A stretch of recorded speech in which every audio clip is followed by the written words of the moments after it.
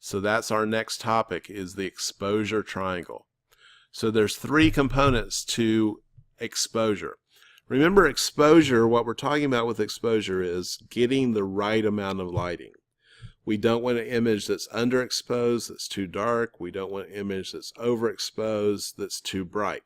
So we're trying to come up with perfect exposure. And so there's three factors that go into determining exposure. And these three factors correspond to three different settings on your camera.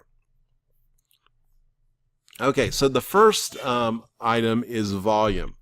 And so volume refers to the amount of light traveling through the lens and back to the sensor. And that's determined by the aperture value. So again, here's an example of camera apertures. And again, the largest aperture has the smallest number, in this case f1.4. Our smallest aperture has the largest number, f22. And so this is a setting in your camera, and what you would logically conclude is the larger this opening, the more exposed the image is going to be. All right, so another thing that dealing with this volume and aperture. Aperture also relates to depth of field. And again, that's going to be a major topic for week 4 of the course. But with aperture, the larger the aperture, the more shallow the depth of field. Okay, the larger the aperture, the more shallow the depth of field. But remember, the larger the aperture, the smaller the f-stop number. So this f4 of these 4 images, it's the largest aperture. And you can see that this image has really shallow depth of field. We can see the flowers right here, but everything behind it is blurred out. If we go to f11, which is a smaller aperture, then we're starting to see more detail in the background. So again, aperture relates to depth of field, and we'll talk more about that in week 4 of the course. Okay, the second component is time. And time refers to how long is the sensor exposed to light. And as you would expect, the longer the shutter speed, the longer it takes for it to open and close, the more light that can be gathered by that chip. So one of the settings on the camera is to adjust shutter speed, and we do that for different purposes. For instance, if we want to freeze action, what we're going to do is use a really fast shutter speed. So it opens and closes really quickly so that it freezes action. So here we have this image of this hummingbird. We all know that hummingbirds' wings are moving incredibly fast, and yet here we can see them in great detail. And we can see that because a very fast shutter speed was used to take this image. So if you're like a sports photographer and you're out there taking pictures of moving players on a field, you want to use a faster shutter speed so that you can freeze the action. Sometimes we want to use a slower shutter speed. If we want to have some motion appearing in our image, then we'll want to use a slower shutter speed.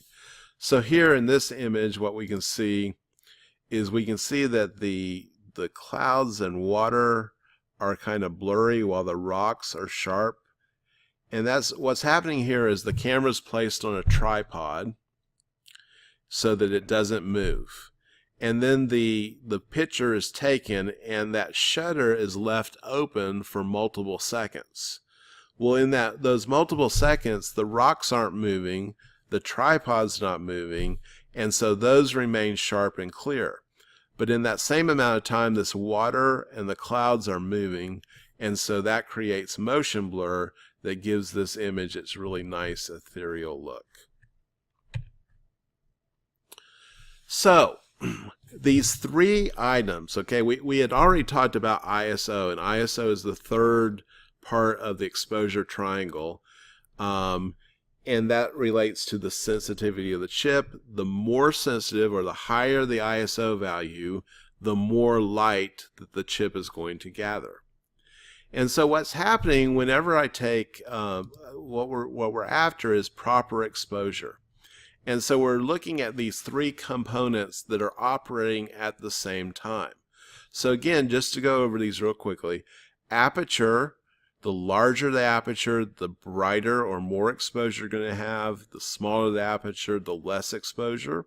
With shutter speed, the faster it is, the lower the light you're going to gather. The slower it is, the more the light you're going to gather. And then for ISO, the smaller the number, the less light, the higher the number, the more light. So these are all operating at the same time. And so on our camera, we have the option of switching these around to adjust them to get an exposure and adjust them for what it is we're trying to do. So this is an example of the back of a Canon camera and its display. And so what's happened here is the camera is looking at the scene and it's interpreted that to get, with the amount of light that's available, to get a proper exposure, it's going to use a shutter speed of 1/125th of a second, an aperture value of f5.6, and then the ISO value of 400. And so that's going to, those three things combined are going to produce a proper exposure. But let's say that we want to change one of these. Maybe we have a particular purpose in mind that we want to adjust one of these values. So for instance, let's say that we are taking pictures of a soccer game. And so we have these players that are running across the field, and we want to use a fast shutter speed so that we can freeze the action of those players. So this 1/125th, even though that's pretty quick, that's 1/125th of a second, we're still going to get motion blur. And we really want that value to be more something like 1/500, 1/500th of a second. Well, if we adjust that amount, what has to happen then to get the same exposure, the same amount of light in our image, the aperture and ISO values, either both or one, need to be adjusted for the faster shutter speed. So by using a faster shutter speed, we're actually allowing less light to be gathered. So to compensate for that, we can enlarge the aperture so that more light is coming in, or we can increase the ISO value so that the chip is more sensitive to light in that shorter amount of time. Okay, I want to talk more about this exposure triangle by having us look at that document that I had you download. And if you have this, please pull it up so that you can look along with me and you can make some judgments here.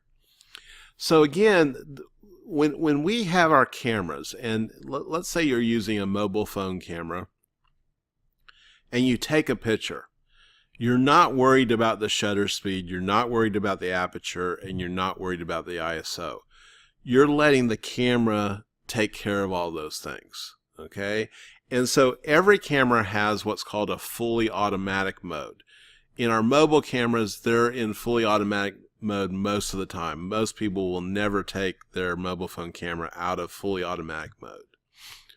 And most other cameras, again, have this fully automatic mode.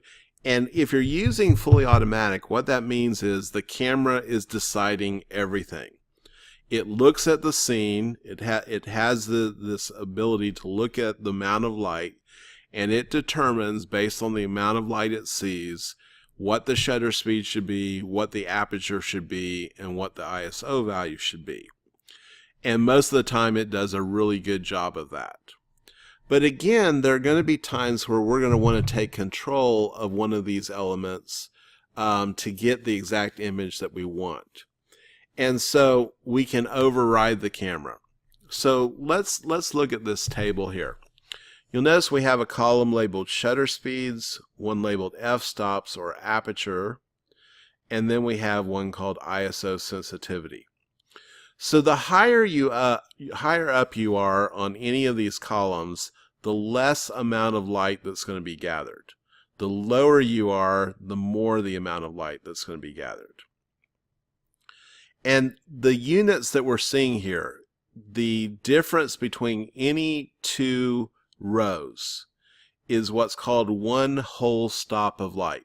So a stop of light is simply a unit of measurement of the amount of light, a stop of light. So the difference between 1/8,000th of a second shutter speed and 1/4,000th of a second is considered one stop of light.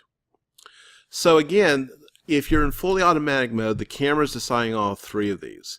And if you're using a more sophisticated camera, when you go to take the picture, the camera will actually read out which of these it's using. So let's say that we're using a camera that does that, and it reports that it's going to use a shutter speed of 1/125th of a second, an ISO value of, an aperture value of f/5.6, and an ISO of 400. Okay, so that's basically the example that we just saw on the slide before. Well, again, we're wanting to use a faster shutter speed. We're wanting to freeze action. So we want to go to 1/500th of a second. That's 2 stops of light up, right? So we're going from 1/125th to 1/500. We're moving 2 stops of light. Well, to get the same exposure then, we need to go 2 stops of light in the other direction in one of these two columns or a combination of these two columns. So if we went from 1/125th to 1/500th, and we decided we want to compensate for that with aperture, we're going to leave ISO at 400. Where would I have to go with my aperture? I'm starting off at 5.6 to get the same exposure. Well, because I'm going up in this column, what I would need to do in this column is go down the same number of stops. So since I went up 2 here, I would go from f5.6 down 2 and go to f2.8. So 1/500, f2.8, ISO 400 is going to give me the same exposure, but I'm going to have the benefit of having the faster shutter speed. Now, the way these cameras work, we can do all of this manually, or we can again set up our camera in such a way that it will do the thinking for us. And we're going to walk you through that process here in a moment. Another thing to be aware of is that all of these values that I have listed here are not always going to be available on every camera. For instance, in this example, we had to go to an f-stop of f2.8. A lot of cameras or lenses won't have that large aperture setting, so that may not have been possible. So if we had a lens whose maximum aperture was 5.6 and we wanted to go up to 500, we couldn't go down anymore here. So in that case, what we would have had to do is go to our ISO and go from 400 to 1600 to account for that same number of stops of light. So for our final topic of discussion this week, what we want to talk about then are camera modes. And you may remember from the emails I sent out earlier in the summer, I encouraged you, if you could, to get a camera that had multiple modes. Okay, and so that's what we're going to talk about now.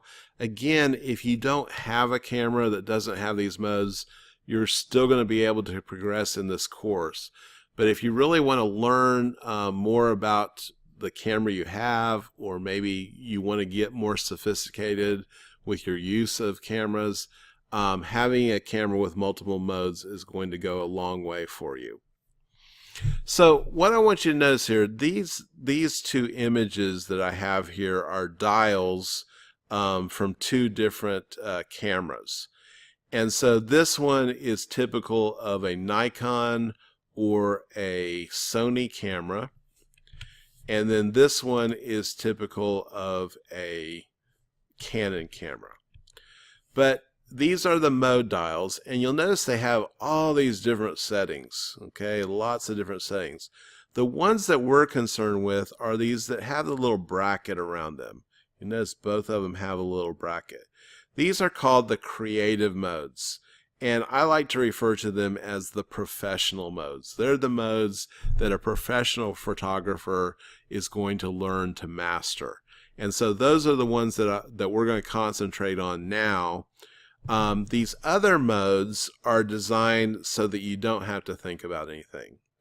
And so this one like that has the little flower icon, that's what we call macro mode. You put it in that mode and the camera sets itself up to be best for close-up photography. This one's a little guy running, that's the best setting for sports photography. The one with a mountain, that's for landscape. This one is for portraits. But these kind of take all the thinking out of it, and they do an okay job, but they're not always the best choice. The best choice is if you can learn and master the creative modes, or what we call the professional modes. So I've got 5 modes here listed: fully auto, program, aperture priority, shutter priority, and manual. So we're going to start by talking about the first 2, fully auto and program, and they're very, very similar.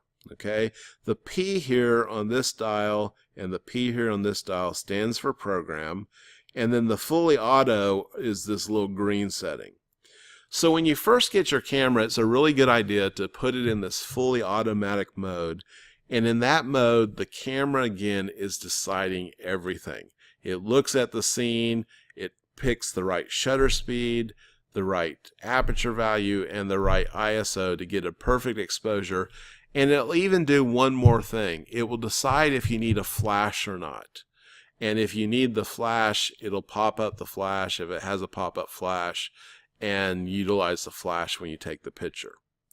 So the P is exactly the same as fully automatic with 2 exceptions. Okay? In P, or program mode, the first thing is it won't utilize the flash automatically. You have to manually activate the flash in program mode if you want to use a flash. And while we're on the topic of flash, the flash that's built into your camera is never going to produce flattering light. It's just not. And so my advice for you related to the flash that's in the camera is never use it, with one exception. Okay, here's my one exception. If you ever see Bigfoot and the only shot you have of taking a picture to prove that Bigfoot exists is to use the flash, then by all means please use the flash. Okay, otherwise don't use the flash, because it's just going to not produce flattering light. Now, having said that, I will tell you that I use flashes a lot, but not the one that's built into the camera. The positioning of the one that's built into the camera is going to create really harsh looking light. And so what I like to use is external flashes that reside off of the camera that I can position where I want to get really flattering light. That's kind of an advanced topic, so that if we ever have an advanced version of this course, we'll cover artificial lighting at that particular time. But for this course, what we're going to say is don't use the flash unless you see Bigfoot. Okay, so that's one of the difference with program mode, is it doesn't automatically engage the flash. The other thing is that with program mode, the camera will allow you to adjust aperture and or shutter for a single shot. Okay, so most cameras have what's called a control dial on them. On the Canon camera and the Nikon camera, the control dial will be really near the button you push to take the picture. And so what happens is when you're looking through the viewfinder, it's going to show you the shutter speed, the aperture value, and the ISO. And so that control dial will allow you, when you're seeing what the camera selected, you can actually use the control dial and select a different shutter or aperture value. Now, when you do that and you take the picture, it automatically goes back, after you've taken that one picture, it goes back to what the camera wants to do, fully automatic. So it only allows you to adjust that for one shot. But that's a good choice when you're first learning to use your cameras. Use the program mode and then kind of adjust for one shot and see what it does. Okay, so that's the fully automatic and program. So what we're really thinking there is that the camera is really deciding everything for us in those two modes. The next mode I want to talk about is aperture priority mode. Aperture priority. You'll notice I have a little AV out to the side here. And AV, the reason for that is on a Canon camera, instead of using A for aperture, like they do on the Nikon, they use AV. AV stands for aperture value. But the more common name for that is aperture priority. And so the way aperture priority works is you, the photographer, are determining what aperture you want. So if you're in the A mode or AV mode, you select what aperture you want. And again, you're going to use that same control dial I was talking about. And the control dial, once you select a particular aperture, if you're in aperture priority mode, it will remain on that setting until you change it. Okay, so it's not like program mode where it's only for one shot. It will stay on the aperture until you change that. So you set the aperture value, and then the camera looks at the scene and it says, okay, if I have this aperture value, what does my shutter and ISO need to be to get the proper exposure? And so the camera is still deciding the exposure, but you, the photographer, are taking control and saying, hey, I want this particular aperture. And so the reason you might do that, again, aperture is related to depth of field. And so over here on the right, we have this image, and the half on the right was taken with a large aperture. The one on the left was taken with a small aperture. So for this scene where we had this beautiful background, I'm thinking a smaller aperture might be what I want. I want to see all this depth of field because everything's important. If the background wasn't that pleasing and I wanted to just focus on my main subject, then I might use a larger aperture. So again, as a photographer, I'm making that choice of which aperture I want, knowing what it's going to do to the image.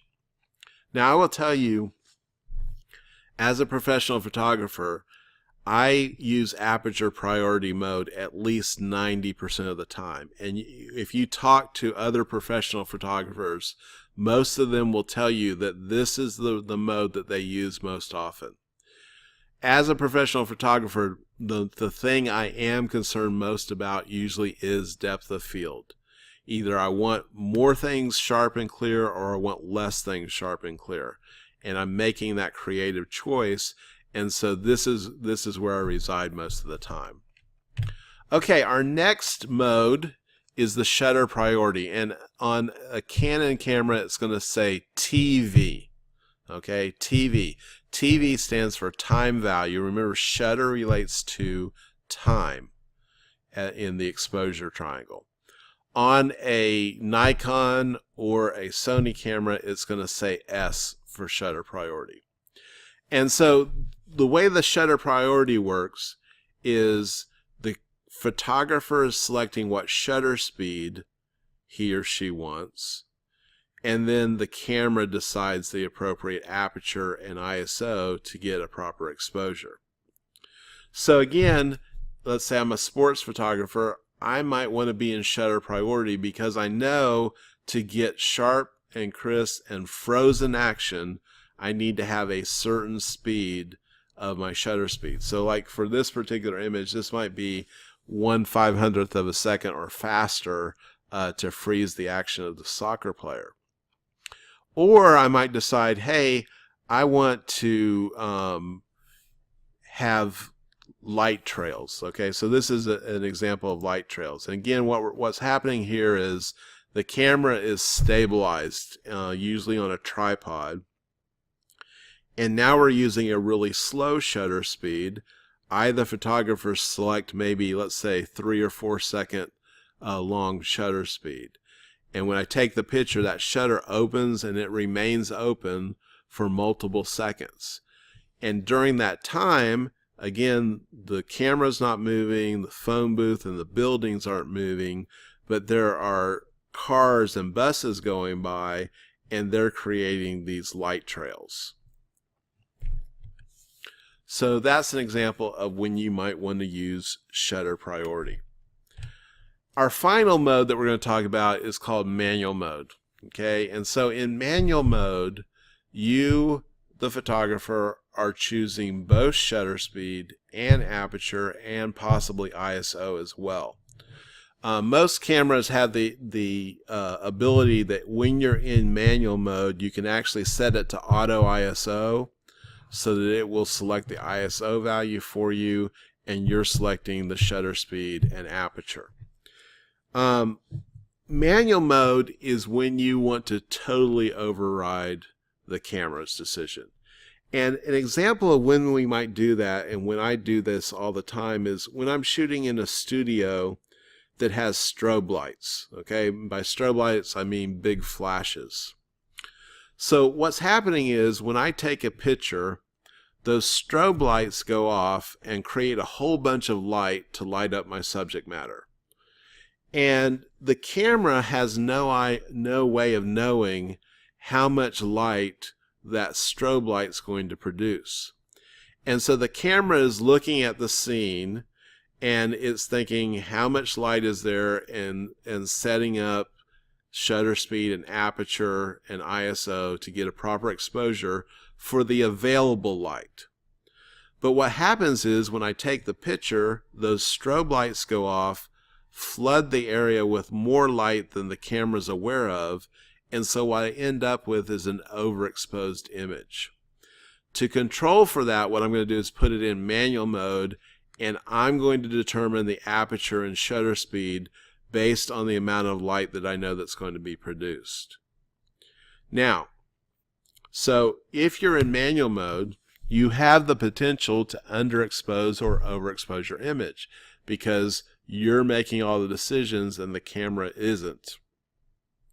So a lot of times your exposure is trial and error. You can actually purchase a light meter that I can put by my subject matter and pop those flashes, make the flashes go off, and the meter will tell me the exact aperture, shutter speed, and ISO I need for that particular exposure. But again, manual is when you want to totally override. Now, a lot of people will tell you, well, when you're learning to do photography, you need to be in manual mode. And that is not the position I take at all. The truth of the matter is the cameras are very sophisticated and able to make better decisions than I can. But what I do is I use aperture value and shutter priority, aperture priority and shutter priority all the time, where I make those decisions and let the camera do the rest. Okay, so that is the end of our discussion for this week of the camera and exposure.